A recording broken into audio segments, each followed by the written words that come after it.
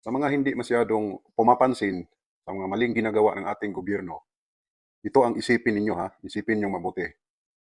Lahat ng ginagawa ng ating gobyerno ngayon, mula sa pagnanakaw, pagpalaganap ng kasinungalingan, pag-abuso sa kapangyarihan, paglabag sa batas, kahit sila mismo ang mambabatas, sila ang mismong lumalabag sa batas. Lahat ng yan, magiging tama sa paningin ng iba. Bakit?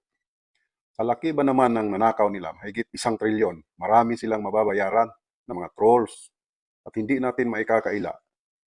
Ang ating kapwa Pilipino, pag nabayaran sa ngalan ng pera, kahit sirain ang pagkatao ng kapwa, gagawin talaga dahil sa kahirapan. Yan ang katotohanan. Kaya kung manunood ka lang, pagkatapos nasa isip mo, hindi ka nagre-react, mapapansin natin sa social media, kunti lang. Although marami ang nakakakita, pero kunti lang ang nagre-react sa mga kasinungalingan nila, magiging tama sila.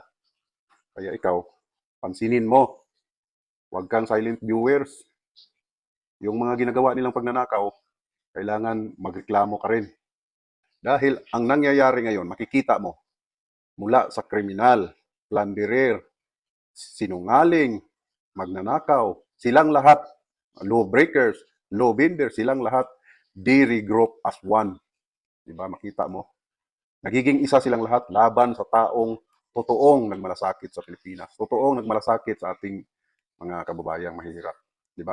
At kung magtatagumpay sila ngayon, ang mali-malitang pirang ninakaw nila, hindi yan mahihinto at hindi na yan maging mali-malita. Magiging trap-trap na yan. Sigurado yan.